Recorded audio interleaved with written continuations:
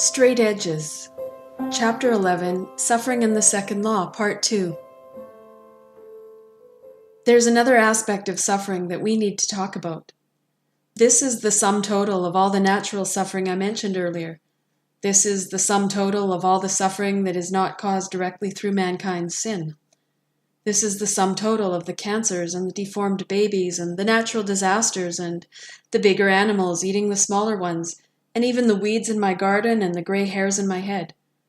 This kind of suffering can all be wrapped up into what I'm calling the second law, and the sum total of that law is death. Physically, everything is heading for an ending point. We ourselves are born heading for that ending point. So we find that we are subject to cancers and natural disasters, and if nothing else, just plain old age. Something's going to get us in the end. My gray hairs and my wrinkles are only evidences of the second law at work in my body. Nothing's getting better, nothing's getting younger. Even the old gray matter, she ain't what she used to be. Scientifically, my usable energy is turning into entropy. But the same thing is true of the entire physical universe. Our world is heading for an ending point. It's using up its usable energy as well. We can try and conserve it as much as possible and make it last a little longer, but there's really no defying the second law. The holes in the ozone, the weather changes responsible for many of the natural disasters, even the rust on my car and the weeds in my garden are all just like my gray hair and wrinkles. They too are only more evidences of the second law. The planet is heading for an ending point too. Even our world is going to die someday. If we can admit that God could institute suffering as a necessity given the existence of sin, could we also admit that God must have instituted the second law given the existence of sin? Now again, we could take the blame and say that actually we, meaning humanity, are the ones responsible for bringing sin into the world. Therefore, we're the ones responsible for suffering in the second law. We, meaning humanity, brought death into the world because we sinned. We could say that, and I think it would be fair to say it, but I think we would also have to admit that God was the one forced to make the decree of death, the inevitable final outcome of sin. God was the one who cursed the earth with this curse of death. Again, does that raise some problems in your mind in lining up a God of love with the kind of God who could administer curses? Well, again, let's try to imagine a world without death. Sounds all right at first glance, until you bring sin into the picture. And with sin, the necessity for suffering. And then you have a nightmare from which there would be no escape. I mean, would you want to go on living forever and forever in a world such as ours? Not me. No, thank you very much. Especially when you consider that the longer we would live, the more sin would accumulate and the worse the world would get. Yuck. No, I have an intense craving for perfection that jars when it meets my reality. I'm very glad this world does not go on forever. If this world was all there was and we went on living forever in it, there would be no chance of any kind of perfect world for us. And immortality without perfection is a terrible thought. Can you imagine it? I find it pretty unimaginable. To go on living forever with arrogance and cruelty and hatred. To go on living forever with the suffering that comes from arrogance and cruelty and hatred. Unthinkable. Especially from God's point of view. Should we expect that God could go on putting up with our sin forever? Shouldn't we expect that God would very much want an ending point to this story once sin had entered it?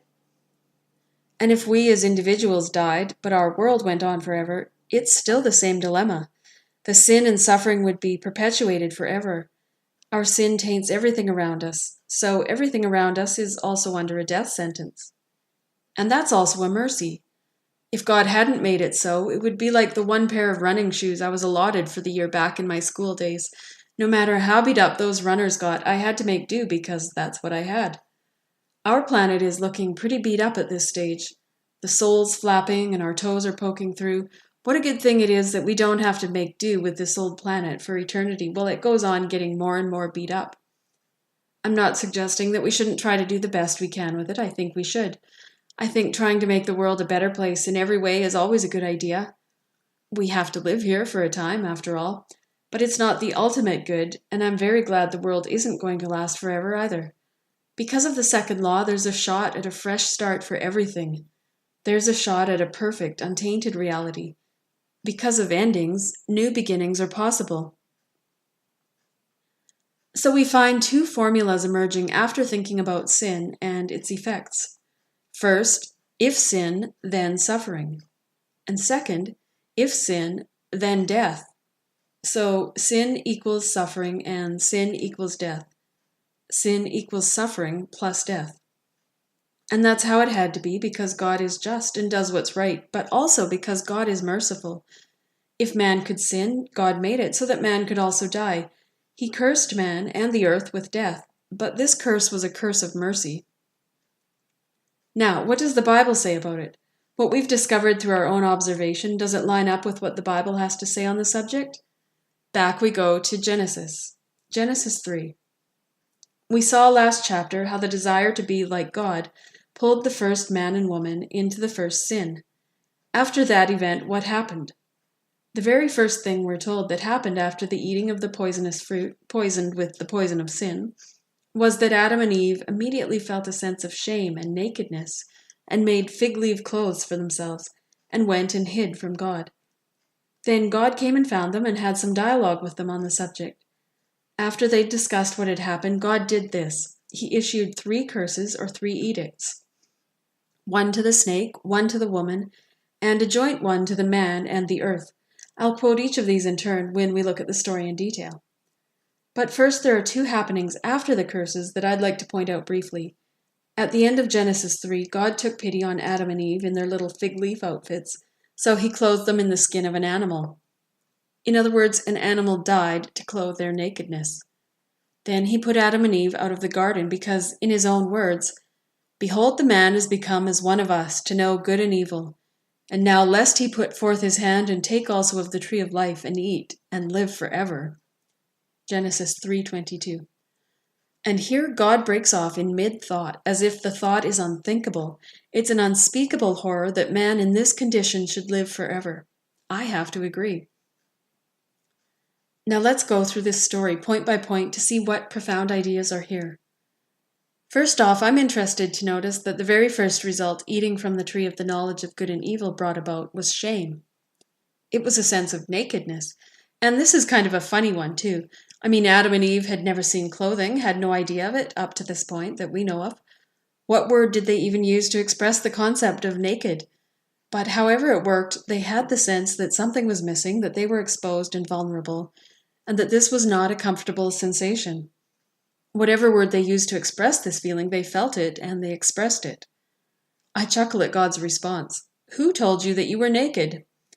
I mean, here he is pointing out the strangeness of the fact that I was just mentioning. How could Adam and Eve have had any concept of something they knew nothing about? But yet, isn't it profound that the very first result of knowing evil from good by having committed evil is a sense of guilt, a sense of shame in nakedness and vulnerability? This was no curse issued by God. It was simply the first and most natural result of knowing what evil was by doing it. And the first and most natural result of that sense of guilt and shame and nakedness was loneliness, relational brokenness. How amazing and true it is. Don't most of us spend a great deal of time and energy looking for someone we feel we could have this level of commitment with, who could see us naked both on the outside and on the inside, see all our imperfections and love us anyway? Yet our sense of shame, our sense of knowing ourselves too well, outside and in, makes us hide the real person from everyone around us. From personal experience, I know this goes deep with me, and I'm not just talking about my love handles. And what's the first result of the knowledge of good and evil, at least of the knowledge of our own evil? A fear of vulnerability and the resultant loneliness that comes from hiding ourselves away and never letting anyone get to know the real person. As discussed in an earlier chapter, the inevitable result of the choice of me, I'm in control, I must be my own God, is broken relationship. And so it was with Adam and Eve. There they were, cowering behind some bushes somewhere while God called for them. Imagine the loneliness of finding yourself hiding from the very one who had given you life and whose presence was the most complete delight you'd ever known. Not hard to imagine, is it? I only hinted at it in an earlier chapter, but one of the promised results of eating from the tree of the knowledge of good and evil was that in the day they ate of it, the man and woman would surely die. Genesis 2:17. This was a promise of God the serpent was quick to contradict. "No, you won't. You won't die. God doesn't know what he's talking about. He's just holding out on you." Now, as he still does, the serpent told just enough of the truth to get people confused. In fact, if you read further in Genesis, Adam and Eve didn't actually die on the day they ate the fruit, did they? Sure they did. They just didn't look dead. The essence of death is separation. That's the sting of death for those who lose a loved one. That separation is what makes death painful for those left alive. And in other ways, separation is the essence of death. When you chop down your Christmas tree, you separate it from its roots, from its life source. That is death.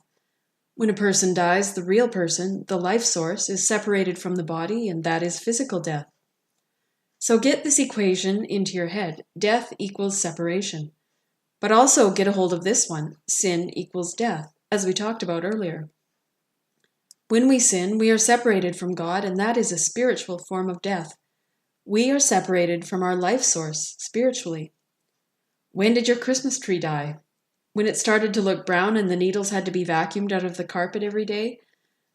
No, it died the minute it was severed from its life source. It just didn't look dead yet. So it is with us, not only spiritually, but even physically. We're all born under a death sentence. We begin to die the minute we're born. Cheerful, isn't it? God is not only loving, God is just. Another way of thinking of justice is as a kind of balance. If this, then that. We see this aspect of God's character in all the areas of nature where we see equation and formula and law and any other kind of balance. Because God is a just God, math and science are possible. 2 + 2 = 4 every single time. The planets don't collide. Gravity keeps us from hurtling off into space. Things work because of this area of God's character that we call justice. But also because of God's justice, sin equals death. Die he, or justice must, Milton wrote, referring to man's sin, and I think we've seen that to be true.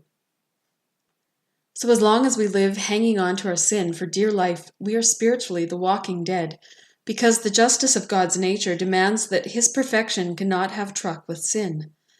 We are walking around separated from our spiritual life source. This life source is the only source of anything good or pleasant. We still live in the world created by him, and so we are still surrounded by much that is good and pleasant. But as long as we live in a state of claiming godhood for ourselves, we cannot help but be cut off from the real God. And this state of spiritual death is a state of loneliness, especially loneliness with regards to the one who we were created to love and who is the only source of everything lovable. So I say that physical death is much to be preferred over eternal spiritual death. That's why I call physical death a curse of mercy. And in this understanding of death, we can see that God told the truth, and the first man and woman did die the very day they sinned. Now let's have a quick look at God's words to the serpent. "Because you have done this, cursed are you among all animals and among all wild creatures. Upon your belly you shall go, and dust you shall eat all the days of your life. I will put enmity between you and the woman, and between your offspring and hers. He will strike your head, and you will strike his heel." Genesis 3, verses 14 to 15. At first glance, this looks like just a rather whimsical statement about the enmity between humans and snakes. And that is one meaning. There is that enmity, certainly, not just between humans and snakes, but between humans and all of nature. But on a deeper level, this is the first messianic prophecy. The instant the problem appeared on the face of the earth, God was giving out hints as to the solution. But we'd be getting way ahead of the game to talk about the solution here. Let's just say that even in this first curse, we see God's care and love for mankind. The serpent's head will be crushed. Through man's suffering, granted, the serpent will strike the man's heel, but evil will be crushed. How about God's curse to the woman? "I will greatly increase your pangs in childbearing. In pain you shall bring forth children." Genesis 3:16a. This isn't all of it, but it's the part I want to look at for the purposes of this discussion. In his curse to the woman, we see that God has instituted pain and suffering, just like we've been discussing. If humanity really wanted to partake in the taste of the knowledge of good and evil, the first taste they must have was the taste of suffering. There's no other way for us to know evil from good. But again, everywhere I turn, I find this God of love and mercy, who even when he issues curses of mercy. Don't we see a little more about God's character and image even through his curses? On the one hand, the suffering involved in bringing human life into the world is very great. Surprisingly, though, the human race goes on propagating. Remember, we talked about this curious fact? And we decided that the reason the human race does so is because it must think it all worthwhile. And surprisingly, it seems to me that many women will say once it's all behind them, that all the pain and struggle of childbirth was worth it to be able to bear the child, to have the part they have in bringing about the miracle of new life. And remember how we discussed that God also must believe that all his pain in bringing about our lives is somehow worth it too?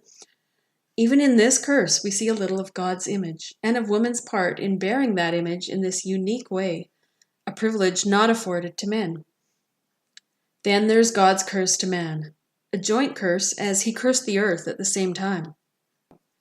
Cursed is the ground because of you. In toil you shall eat of it all the days of your life. Thorns and thistles it shall bring forth for you, and you shall eat the plants of the field. By the sweat of your face you shall eat bread until you return to the ground. For out of it you were taken. You are dust, and to dust you shall return.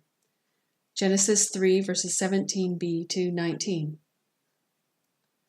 And in his curse to the man we see God putting into operation the second law. He decrees death, not only for man, who will return to the dust, but also for the dust. Even the earth is doomed, and the thorns and thistles and weeds that will spring up to choke out the usable, edible plants are just a sign that it is so. Things will begin to go downhill. Things will begin to end. Usable energy will begin to be overtaken by entropy. Right here in Genesis 3, we see the beginning of the law of death. God doesn't talk about usable energy and entropy, but he uses language Adam could understand and visible proofs that Adam the gardener could recognize. Again, I see God's image and character stamped all over even his curses. Not that death is part of his nature, but in other ways this curse reveals to us a little more of what God is like. In other ways than the one that started the trouble in the first place, Adam would be like God. He would do some hard work just as God does. The gardening Adam had been doing was about to get a whole lot harder, and hard work can be a curse, no denying it. On the other hand, it can be a blessing. Speaking of gardening, I personally find gardening to be satisfying though sweaty work. There is something very therapeutic about grubbing around in the soil and seeing the wonder of living, growing things that I've had some small part in come to be, especially when I get to eat them. Even weeding's not all bad. Speaking as someone who likes grubbing around in the soil, I have to tell you that I can even find lessons about God and his nature and his image through weeding. Have you ever looked at a weed? Humble and often irritating though it is, it has all the intricacy and complexity and mark of genius and design on it that any form of life has. Even weeds have their own particular beauty. In the valley where I live, there is a profusion of wild rose bushes. On the one hand, I have to admit them to be a pernicious nuisance, taking over and using up all the usable land that could be growing usable food, and I like food. But on the other hand, in May or June, when the hillsides are covered with their pink blossoms and their fragrance wafts in on a breeze, I have to admit that God even curses good curses. Because he is a creator, that's his work, and he's very, very good at it.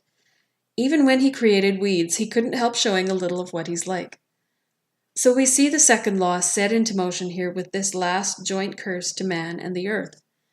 Notice the scientific accuracy in the way God told Adam he would return to dust. God never told Adam he would be vaporized or destroyed or annihilated, just that his body would change form. His energy would change form, just like science tells us. That's what the law of thermodynamics tells us. No energy can be created or destroyed. Adam's atoms would be recycled. He'd go back to the ground from whence he came and from whence our lives come too. After all, we all live by the energy that's in the soil that grows our food. God told Adam that in life he'd live by the energy that he put into the earth in the form of the sweat of his brow. But after his death, all his energy would be put back into the earth in the form of his body. And from the energy that goes back into the earth in the form of nutrients, life can derive energy and new life from that earth. So right here in this early piece of literature, we see a sophisticated understanding of the life cycle, or I should say the life recycle, stated in very unsophisticated but perfectly accurate language. But enough of science, back to our story. So man is told that he will die one day. God had told the man and woman they would surely die on the day they ate of the fruit. But the word could have no meaning for them up to this point. What was this strange thing called death that they had brought to the earth? Then what was the next event that took place? The death of an animal. The Bible never says that God is callous towards animals. Quite the opposite, in fact. He cares about them too. He just cares much more for humanity. God didn't strike Adam and Eve dead on the spot for what they had done, yet he must have wanted them to understand what a grave and terrible thing they had brought about.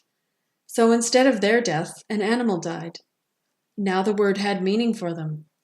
Now they could see the fact of a body separated from its life source lying cold and still on the ground, the life that was in the blood draining back into the ground. Not only sinners must die, but now that they'd tainted the world, everything in the world must die, even those who hadn't sinned. If they were to be like God, knowing good and evil, then they must also, like God, be able to see and feel the effects of sin. Then God did this. He took this first death and used it to clothe their shame. No more hiding from him. He himself had clothed them. Don't you love this book I've been quoting? Maybe you don't yet, but I hope you'll come to. There are miles and miles of meaning hidden below the surface that you can dig into for a lifetime and never hit bottom. Even as I've been writing this chapter, I've noticed things I've never noticed before from this account, and had things occur to me that never have before. But one thing that we don't have to get very far below the surface to see is that the very results we've seen from our own observation to be the right and natural and inevitable results of sin are the very results God instituted in Genesis 3. Yes, we do see that suffering and the second law must come to us all because all have sinned. Intellectually, it might help to know that suffering had to accompany the knowledge of good and evil, that if we're capable of doing it, we had to be capable of knowing it. And intellectually, it helps to know that death is necessary. But on a practical, everyday level, intellectual knowledge doesn't help much. Having that intellectual knowledge is probably going to be small comfort to the parents of the stillborn child, or the wheelchair-bound quadriplegic, or even the man or woman suffering from unrequited love. There must be answers that go deeper still. Suffering and death are much too personal matters to be satisfied intellectually. So, let's get personal.